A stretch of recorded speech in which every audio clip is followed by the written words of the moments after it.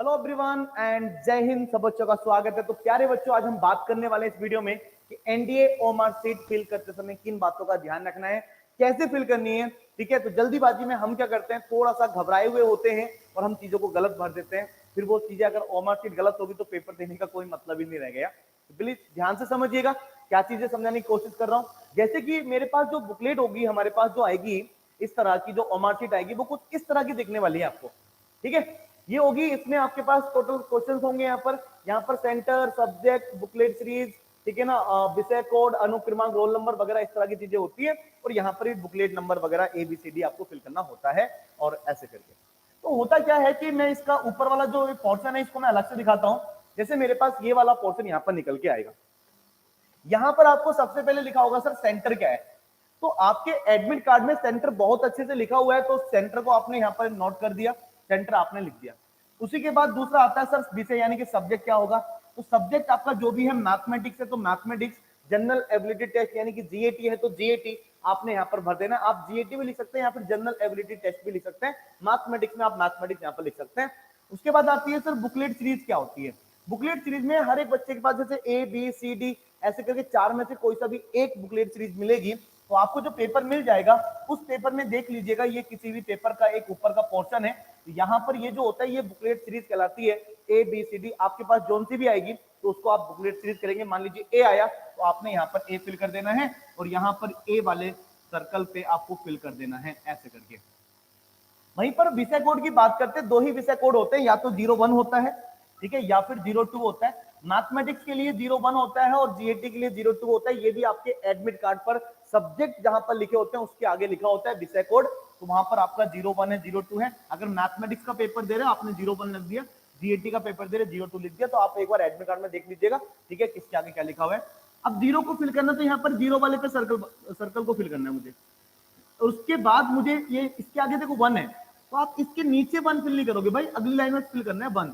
ठीक है, तो जितने बच्चे पहली बार एग्जाम देने जा रहे हैं तो प्यारे बच्चे इन बातों का ध्यान रखना है। जल्दीबाजी में प्लीज गलत मत कर देना, क्योंकि सारी चीजें मेहनत खराब हो जानी है अगर यही चीजें गलत हो गई तो फिर, है ना। वहीं पर रोल नंबर की बात करते हैं। रोल नंबर यहाँ पर जैसे कि 1 2 3 4 5 6 7 7 नंबर्स का मुझे एक रोल नंबर दिया गया है और मान लीजिए आपका रोल नंबर 5 नंबर का है। तो बच्चे गलती क्या करते हैं कि इसमें स्टार्टिंग से फिल करना स्टार्ट कर देते हैं। तो वहां पर आपको ऐसा करना है कि जैसे मान लीजिए आपका जो रोल नंबर है वो रोल नंबर मैंने माना कि 2 3 4 5 7 9 मान लीजिए आपके पास रोल नंबर है, 6 नंबर का मान लीजिए आपके पास रोल नंबर है। तो आपने क्या करना है, आपने सर एंड से स्टार्ट करना है। एंड मतलब 9 से, फिर 7, फिर 5, फिर 4 3 2। आगे कुछ बचा तो उसको खाली भी छोड़ सकते हैं, इसको हम 0 फिल कर सकते हैं अगर फिल करेंगे तो आगे वाला जो जितना भी खाली बचेगा उसको 0 फिल कर देंगे। 0 के नीचे सिर्फ 0 वाले पर हम सर्कल बनाएंगे, उसको फिल करेंगे सर्कल वाले को। फिर 2 वाले को, नेक्स्ट लाइन में 2 वाले को। आप गलती ऐसा मत करना सर 0 फिल किया उसके बाद 2 आया, 2 वाला यहाँ कर दिया, फिर 3 आया 3 वाला यहाँ कर दिया। ऐसी गलती ना करना भाई। और ऐसा होता है, ठीक है, ऐसा होता है क्योंकि उस समय हम थोड़े घबराए हुए होते हैं, हमको एक्सपीरियंस नहीं होता उन सब चीजों का, तो हम जल्दीबाजी में वो चीजें थोड़ी सी गलत कर देते हैं। इन बातों का ध्यान रखना है। जैसे 3 है तो उसके आगे 3 हमें लिखना है, तो 3 हमें यहाँ पर ध्यान रखना है। 3 के आगे बिल्कुल अच्छे तरीके से प्रॉपर तरीके से फिल करना है। ऐसी 4 वाला हमें फिल करना है, ठीक है। और नेक्स्ट वाले में 5 है, फिर हमारे पास 7 है, अच्छे से फिल करना। मैं इसको रैंडमली कर रहा हूँ। और 9 मेरे पास नेक्स्ट है, तो मेरे पास इस वाले में 9 हमें फिल कर देना है। तो अच्छे तरीके से आपने इस तरह से अपना पूरा फिल करना है। इसके लिए पर्याप्त टाइम आपको मिलता है, जल्दीबाजी नहीं करनी, बड़े प्यार से मोहब्बत से इसको फिल करना है। उसके बाद जब आपके पास ये पूरा फिल हो जाता है, ठीक है, इसके साइड कॉर्नर पर यहाँ पर टीचर अपने साइन भी करता है, तो यहाँ पर टीचर के साइन भी होता है, ठीक है। एंड यहाँ पर एक कॉलम और होता है, यहाँ पर नहीं दिया हुआ है वो, ठीक है। यहाँ पर आपको ABCD आपके सब्जेक्ट कोड जो आपको होता है ना पुस्तिका सीरीज वगैरह, ABCD फिल करने के लिए एक बार फिर से बोलता है, तो वहां पर आपसे फिर से ABCD में से कोई सा एक फिल करना होता है, ठीक है। तो आप वहां पर देख सकते हैं। बाकी आपको इंस्ट्रक्शन जो एग्जामिनर होता है, जो आपके एग्जाम ले रहे होते हैं, ठीक है, जो आपके पेपर अटेम्प्ट करवा रहे होते हैं, वहां पर वो आपको पूरा एक्सप्लेन कर देते हैं, ठीक है, कि क्या क्या चीजें इसमें फिल करनी है। कोई भी प्रॉब्लम अगर आए, कुछ समझ में ना आए तो प्लीज पूछ लीजिएगा, जल्दीबाजी में गलत करने की कोशिश ना करिएगा।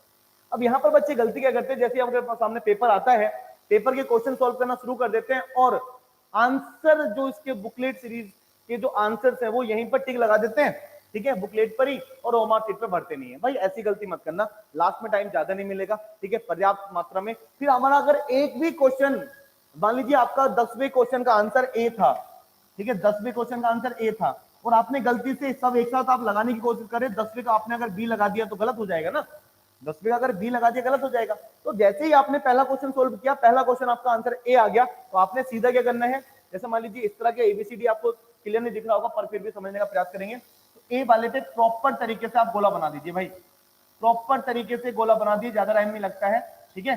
अच्छे तरीके से आप क्या कर देना है, इसमें गोला फिल कर देना है। समझ गए मेरी बात को? तो इन बातों का आपको क्या करना है, थोड़ा सा ध्यान रखना है कि बात के लिए नहीं रखना है। फिर दूसरा क्वेश्चन किया, अगर नहीं किया तो छोड़ देंगे। तीसरा क्वेश्चन किया, उसका आंसर सर बी आया, तो बी वाले पर प्रॉपर तरीके से आपने इसको फिल कर देना है। इन बातों का ध्यान रखना है और अच्छे से बेटा घबराना नहीं है, अच्छे से एग्जाम देने के लिए जाना है, अच्छे से बैठना। चलो तो आज के लिए इतना करते हैं और मिलते हैं नेक्स्ट वीडियो में। तब तक के लिए थैंक यू, जय हिंद, वंदे मातरम and love you to all.